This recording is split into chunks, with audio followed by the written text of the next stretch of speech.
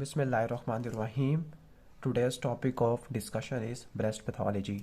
तो इस चैप्टर के अंदर इंट्रोडक्शन, इन्फ्लेमेशन, बिनाइन ट्यूमर और मैलिग्नेंट ट्यूमर। और आपको बताता जाऊँ कि इस चैप्टर में से जो यूक्यू आएगा वो मेनली स्ट्रोमल ट्यूमर से आता है, जो कि बिनाइन है, फाइब्रोडिनोमा और फाइलोजिस ट्यूमर। और दूसरा breast cancer, invasive ductal carcinoma, यहाँ से सवाल आता है। तो स्टार्ट करते हैं। जो ब्रेस्ट है ये मॉडिफाइड स्वेट ग्लैंड होते हैं, स्किन से डिराइव होते हैं। जो ब्रेस्ट का टिश्यू किसी भी जगह से डेवलप कर सकता है अलोंग द मिल्क लाइन। जो मिल्क लाइन होती है एक्सिला से लेकर वुल्वा की तरफ जाती होती है। तो अगर इन्हीं किसी एरिया में डेवलप कर जाए एक्स्ट्रा, तो उसको बोलते हैं सुपर न्यूमरी निपल्स। ओके। अब जो ब्रेस्ट का फंक्शनल यूनिट है उसको बोलते हैं टर्मिनल डक्ट लोब्यूलर यूनिट, यानी लोब्यूल और उसके साथ एक टर्मिनल डक्ट लगी हुई है, उसको फंक्शनल यूनिट कहते हैं। लोब्यूल्स ने मिल्क की फॉर्मेशन करनी है जिनकी ड्रेनेज डक्ट से होगी। अब लोब्यूल्स और डक्ट में दो टाइप के सेल्स होते हैं, दो टाइप की एपिथेलियम होती है, लुमिनल और मायो एपिथेलियल। लुमिनल वाले इनर सेल्स होते हैं, मायो एपिथेलियल वाले आउटर वाले होते हैं। ओके। लुमिनल ने मिल्क की प्रोडक्शन करनी है, मायो एपिथेलियल ने कॉन्ट्रैक्शन करके इनको निपल की तरफ प्रोपेल करना है। अब ब्रेस्ट टिश्यू हार्मोनली सेंसिटिव होता है, यानी प्यूबर्टी से पहले मेल और फीमेल ब्रेस्ट टिश्यू के अंदर सिर्फ डक्ट होते हैं अंडर द निपल।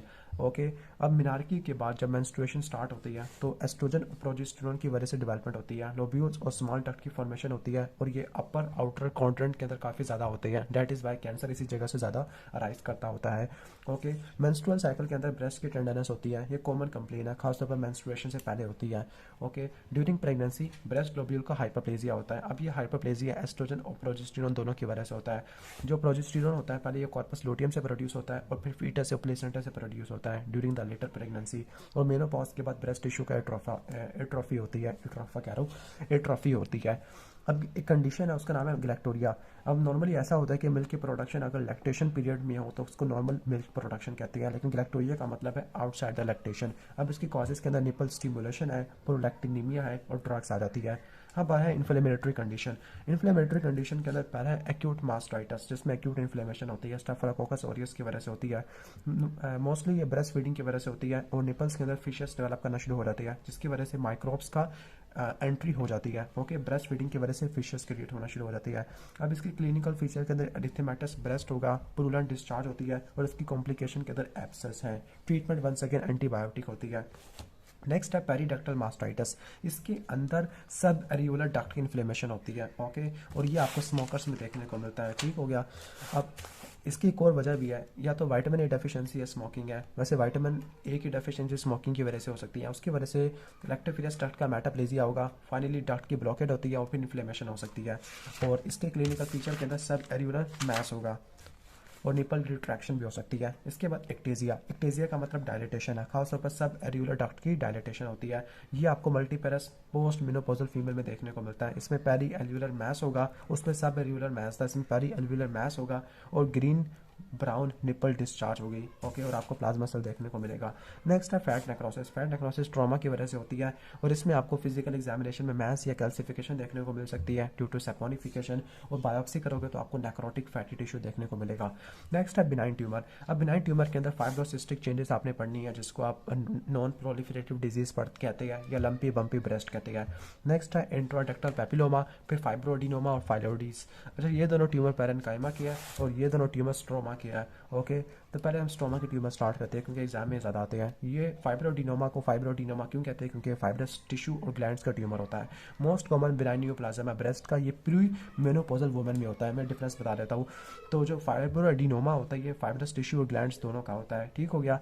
जबकि ये वाला, इसके अंदर फाइब्रस कंपोनेंट की ओवर ग्रोथ होती है। ये प्री मेनोपॉजल के अंदर होता है, ये पोस्ट मेनोपॉजल के अंदर होता है। ये रिलेटिवली मोर कॉमन है, रिलेटिवली लेस कॉमन होता है। इसमें लीफ लाइक प्रोजेक्शन नहीं होती, इसमें लीफ लाइक प्रोजेक्शन होती है, बल्कि इसमें well circumscribe mobile marble like mass होता है, यानी काफ़ी सख्त होता है। ये एस्ट्रोजन सेंसिटिव होता है, यानी प्रेगनेंसी में ग्रो करता है और ये पेनफुल भी होता है during the menstrual cycle. Benign है, कार्सिनोमा होने के चांसेस नहीं होते, लेकिन ये वाला पोस्ट मेनोपॉजल के अंदर होता है और ये मैलिग्नेंट हो सकता है। अब है fibrocystic changes. White is called fibrocystic क्योंकि फाइब्रोसिस और सिस्ट बनना शुरू हो जाएगी। प्री मेनोपॉजल के अंदर होती है, पोस्ट मेनोपॉजल के अंदर रट्टा मार लो फाइलोडीज ट्यूमर है, बाकी सारे प्री मेनोपॉजल है। इसके अंदर लंपी बम्पी ब्रेस्ट होता है, खासतौर पर अपर आउटर कॉन्ट्रेंट पे होता है। जो सिस्ट है उनकी ग्रॉस एग्जामिनेशन के अंदर आपको ब्लू डूम अपीयरेंस देखने को मिलती है।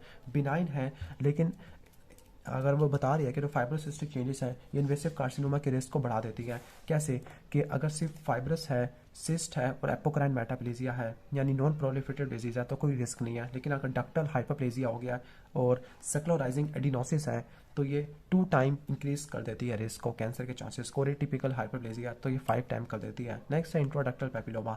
ऐसा पेपिलोमा जो कि डक्ट के अंदर ग्रो कर रहा है, इसके अंदर फाइब्रोवास्कुलर प्रोजेक्शन होती है, फाइब्रोवास्कुलर कोर है जो कि एपिथेलियम से और मायो एपिथेलियल सेल से लाइंड होता है। अब इसके क्लिनिकल फीचर के अंदर ब्लडी निपल डिस्चार्ज होती है। अब इसको आपने पेपिलरी कैंसर से आपने डिफरेंशिएट करना है जिसमें भी ब्लडी डिस्चार्ज होती है। तो पेपिलरी कैंसर और इंट्राडक्टल पेपिलोमा में क्या फ़र्क है? पेपिलरी कार्सिनोमा के अंदर भी फाइब्रोवास्कुलर प्रोजेक्शन होती है, फाइब्रोवास्कुलर कोर होता है, लेकिन वो सिर्फ और सिर्फ एपिथेलियल सेल से कवर होता है, लूमिनल सेल से कवर होगा, मायो एपिथेलियल सेल उसके अंदर नहीं होते।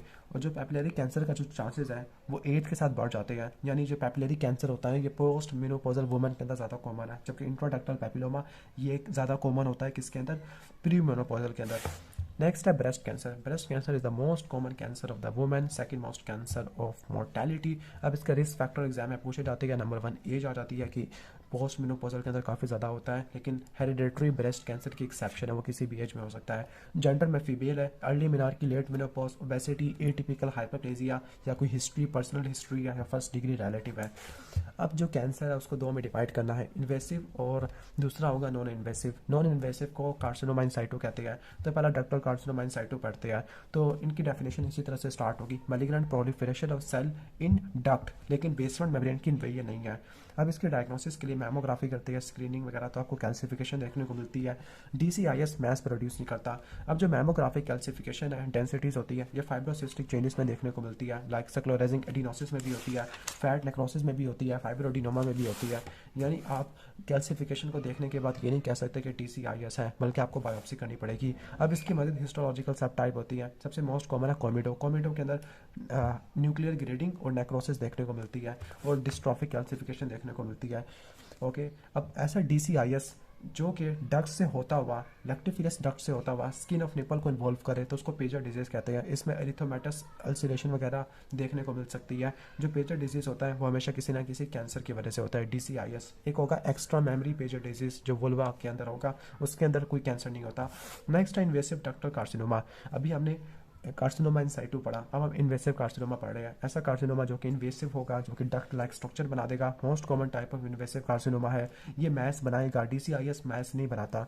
ओके, अब इसकी जो मैस होती है 2 सेंटीमीटर या से ज़्यादा की हो सकती है। मैमोग्राफी से जो डिटेक्टेड मैस होती है वो 1 सेंटीमीटर की होती है। जो एडवांस ट्यूमर है वो स्किन की डिम्पलिंग कर सकते हैं या निपल की रिट्रैक्शन वगैरह कर सकते हैं। बायोप्सी करें तो बायोप्सी के अंदर आपको डक्ट लाइक स्ट्रक्चर देखने को मिलेगा और डेस्मोप्लास्टिक स्ट्रोमा देखने को मिलेगा।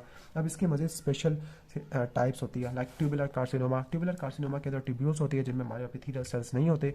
म्यूसिनस कार्सिनोमा, इसके अंदर एक्स्ट्रा सेलुलर म्यूसिन काफ़ी ज़्यादा होगा।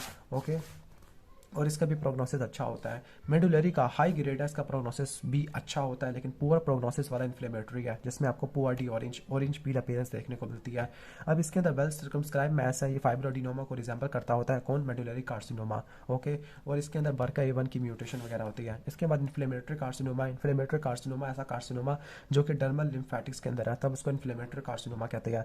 अब क्लिनिकली देखा जाए तो ये इन्फ्लेमेशन होती है, ब्रेस्ट की स्वेलिंग होती है, लेकिन कोई मैस नहीं होगा, तो उसका डिफरेंशियल डायग्नोसिस होगा एक्यूट मास्टाइटिस, और ये काफ़ी पुअर प्रोग्नोसिस रखता है। इसके बाद लोबुलर कार्सिनोमा इन साइटो है, जिसके अंदर लोब्यूल्स की मैलिग्नेंट प्रोलिफरेशन है, लेकिन कोई इन्वेजन नहीं है। अब ये भी कोई मैस नहीं बनाता, कोई कैल्सिफिकेशन नहीं बनाता। DCIS मैस नहीं बनाता था, लेकिन कैल्सिफिकेशन तो बनाता था, और इसको आप बायोप्सी से ही देखोगे। अब इसके अंदर डिस्कोहेसिव सेल्स होते हैं क्योंकि किडारिन एटीन प्रोटीन इसके अंदर नहीं होती। अब इसका ट्रीटमेंट टोमैक्सोफिन वगैरह होता है।